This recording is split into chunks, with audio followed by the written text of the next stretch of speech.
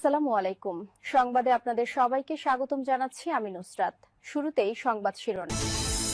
শুরুতেই জানিয়ে দিব এই মুহূর্তের সর্বশেষ গুরুত্বপূর্ণ আপডেট বাংলা সংবাদ। বগুড়ায় ৯ নেতাকে সুখবর দিল বিএনপি। বগুড়ার সারিয়াকান্দি উপজেলায় শৃঙ্খলা ভঙ্গ ও দলের নীতি আদর্শ পরিপন্থী কার্যকলাপের কারণে বহিষ্কার ও পদ স্থগিত হওয়া ৯ নেতাকে দলে ফিরিয়ে নিয়েছে বিএনপি।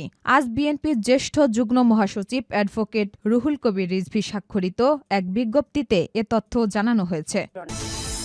এরপর থাকবে মাইলস্টোনে বিমান ট্র্যাজেডি, নিহত ও আহত পরিবার পাচ্ছে ১০ কোটি টাকার সরকারি অনুদান।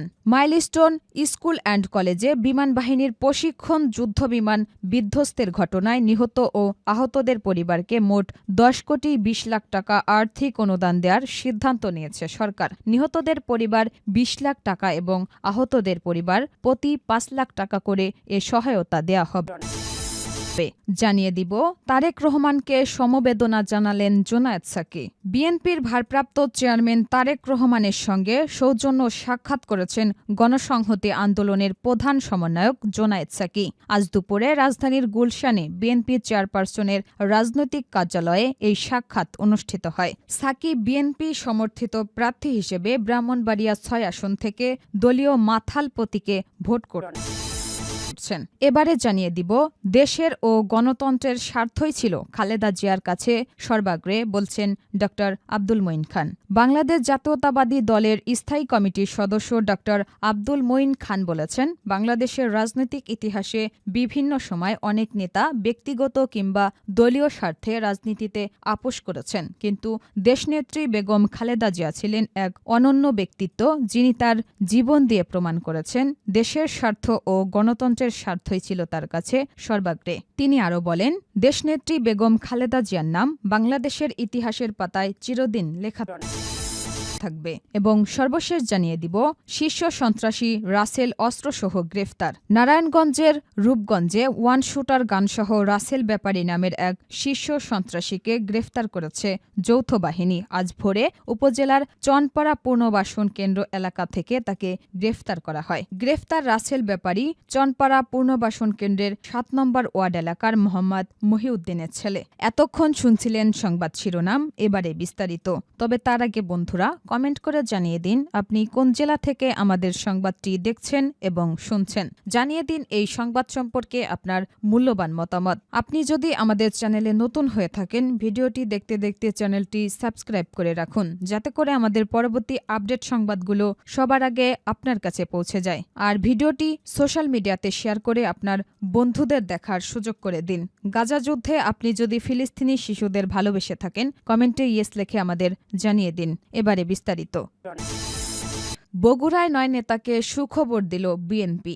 বগুড়ার সারিয়াকান্দি উপজেলায় শৃঙ্খলা ভঙ্গ ও দলের নীতি আদর্শ পরিপন্থী কার্যকলাপের কারণে বহিষ্কার ও পদ স্থগিত হওয়া ৯ নেতাকে দলে ফিরিয়ে নিয়েছে বিএনপি। ৪ জানুয়ারি বিএনপির জ্যেষ্ঠ যুগ্ম মহাসচিব অ্যাডভোকেট রুহুল কবির রিজভী স্বাক্ষরিত এক বিজ্ঞপ্তিতে এ তথ্য জানানো হয়েছে। বহিষ্কারাদেশ প্রত্যাহার হওয়া নেতারা হলেন সারিয়াকান্দি উপজেলা বিএনপির সাবেক সহসভাপতি লুৎফর হায়দার রুমি, সাবেক সাংগঠনিক সম্পাদক সিরাজুল ইসলাম, উপজেলা বিএনপির সাবেক সদস্য শহীদুল ইসলাম, মুশফিকুর রহমান মদন, সারিয়াকান্দি পৌর বিএনপির সিনিয়র সভাপতি মতিউর রহমান মতিন, পৌর বিএনপির সদস্য সাহেল সরকার, লুৎফর রহমান, পৌর বিএনপির প্রচার সম্পাদক সাইফুল ইসলাম নিপুল ও পৌর ৬ নম্বর ওয়ার্ড বিএনপির সভাপতি শাহজাহান আলী। এর আগে শৃঙ্খলা ভঙ্গ ও দলের নীতি আদর্শ পরিপন্থী কার্যকলাপের কারণে বহিষ্কার ও পদ স্থগিত হয় তাদের। মাইলস্টোনে বিমান ট্র্যাজেডি, নিহত ও আহত পরিবার পাচ্ছে ১০ কোটি টাকার সরকারি অনুদান। মাইলস্টোন স্কুল অ্যান্ড কলেজে বিমান বাহিনীর প্রশিক্ষণ যুদ্ধবিমান বিধ্বস্তের ঘটনায় নিহত ও আহতদের পরিবারকে মোট ১০ কোটি ২০ লাখ টাকা আর্থিক অনুদান দেওয়ার সিদ্ধান্ত নিয়েছে সরকার। নিহতদের পরিবার ২০ লাখ টাকা এবং আহতদের পরিবার প্রতি ৫ লাখ টাকা করে এ সহায়তা দেয়া হবে।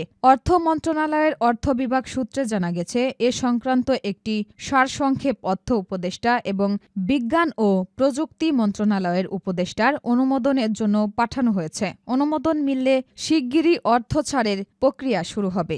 গত ২১ জুলাই রাজধানীর দিয়াবাড়ি এলাকায় অবস্থিত মাইলস্টোন স্কুল অ্যান্ড কলেজ প্রাঙ্গণে বিমানবাহিনীর একটি প্রশিক্ষণ যুদ্ধবিমান বিধ্বস্ত হয়। দুর্ঘটনায় স্কুলের ২৮ শিক্ষার্থী, ৩ জন শিক্ষক, ১ জন আয়া ও ৩ অভিভাবক সহ মোট ৩৫ জন নিহত হন। এছাড়া ৬৪ জন আহত হন, যাদের অনেককে দীর্ঘদিন হাসপাতালে চিকিৎসা নিতে হয়েছে। সূত্রমতে দুর্ঘটনার পর আহত ও নিহতদের ক্ষতিপূরণ, অর্থ সহায়তা ও চিকিৎসা বিষয়ে গত ২ ডিসেম্বর পরিবেশ, বন ও জলবায়ু পরিবর্তন মন্ত্রণালয়ের উপদেষ্টার সভাপতিত্বে একটি উচ্চ পর্যায়ের সভা হয়। সভায় নিহতদের পরিবারকে ২০ লাখ ও আহতদের পরিবারকে ৫ লাখ টাকা করে আর্থিক সহায়তা দেওয়ার সিদ্ধান্ত হয়। সিদ্ধান্ত অনুযায়ী আহতদের জন্য ৩ কোটি ২০ লাখ টাকা এবং নিহতদের জন্য ৭ কোটি টাকা, মোট ১০ কোটি ২০ লাখ টাকা প্রয়োজন নির্ধারণ করা হয়েছে।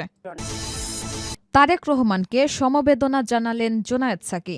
বিএনপির ভারপ্রাপ্ত চেয়ারম্যান তারেক রহমানের সঙ্গে সৌজন্য সাক্ষাৎ করেছেন গণসংহতি আন্দোলনের প্রধান সমন্বয়ক জোনায়েদ সাকি। আজ দুপুরে রাজধানীর গুলশানে বিএনপি চেয়ারপারসনের রাজনৈতিক কার্যালয়ে এক সাক্ষাৎ অনুষ্ঠিত হয়। সাকি বিএনপি সমর্থিত প্রার্থী হিসেবে ব্রাহ্মণবাড়িয়া ৬ আসন থেকে দলীয় মাথাল প্রতীকে ভোট করছেন। সাক্ষাতে সাকির সাথে আরও উপস্থিত ছিলেন গণসংহতি আন্দোলনের নির্বাহী সমন্বয়কারী আবুল হাসান রুবেল, রাজনৈতিক পরিষদের সদস্য তাসলিমা আক্তার সহ কেন্দ্রীয় নেতারা। বৈঠকে বিএনপির সদ্যপ্রয়াত চেয়ারপারসন ও সাবেক প্রধানমন্ত্রী খালেদা জিয়ার মৃত্যুতে তারেক রহমানকে সান্ত্বনা ও সমবেদনা জানান তারা। এ সময় দেশের সর্বশেষ রাজনৈতিক পরিস্থিতি ও আগামী জাতীয় নির্বাচন সহ বিভিন্ন ইস্যু নিয়ে আলোচনা হয়।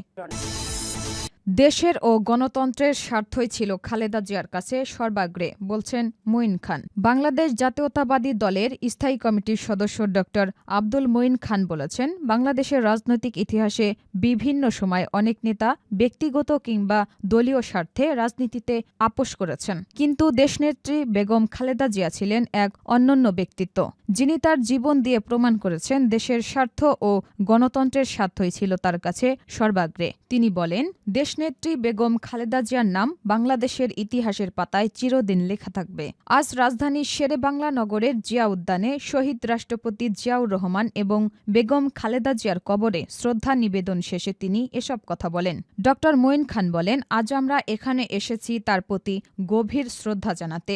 আজকের এই অনুভূতি প্রকাশ করার মতো কোনো ভাষা আমাদের নেই। তিনি বলেন, মানুষের অধিকার প্রতিষ্ঠার জন্য তিনি নিজের জীবনকে তুচ্ছ করেছেন। তিনি শীতাতাপ নিয়ন্ত্রিত কক্ষে থেকে রাজনীতি করেননি, বরং রাজপথে থেকে সংগ্রামের মধ্য দিয়ে রাজনীতি করেছেন। তিনি বলেন, নানা ধরনের বাধা বিপত্তি সত্ত্বেও বেগম খালেদা জিয়া কখনো থেমে থাকেননি। তিনি জনগণকে সঙ্গে নিয়ে সামনের দিকে এগিয়ে গেছেন। তার শক্তি ছিল জনগণের শক্তি, বন্দুকের শক্তি নয়। তিনি আরও বলেন, খালেদা জিয়া রাজপথে ছিলেন, সংগ্রামে ছিলেন, জনগণের জন্য কথা বলেছেন এবং জনগণের অধিকার আদায়ে নিজের জীবন উৎসর্গ করেছেন। ড মঈন খান বলেন, বাংলাদেশের ইতিহাসে, গণতন্ত্রের ইতিহাসে এবং ভোটাধিকার ও মানুষের অধিকার প্রতিষ্ঠার ইতিহাসে দেশনেত্রী বেগম খালেদা জিয়া একটি অনন্য ও অবিস্মরণীয় নাম।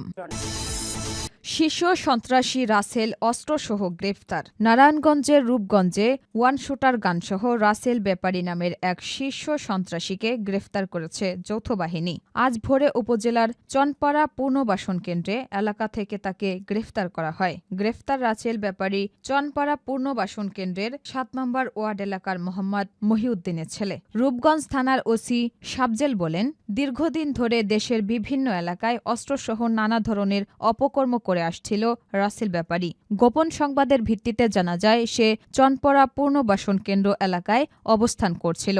এমন সংবাদের ভিত্তিতে যৌথ বাহিনীর একটি দল অভিযান পরিচালনা করে তার নিজ বাড়ি থেকে তাকে গ্রেফতার করা হয়। তিনি আরও বলেন, তার কাছ থেকে 3টি one shooter gun, brown sugar ১৮৫ গ্রাম, সন্ত্রাসী কাজে ব্যবহৃত দেশীয় অস্ত্র উদ্ধার করা হয়। রাসেলের বিরুদ্ধে নিয়মিত আইনে মামলা করা হয়েছে। তার নামে আগেই 7টি মামলা আছে। আসামিকে নারায়ণগঞ্জ আদালতে সোপর্দ করা হয়েছে।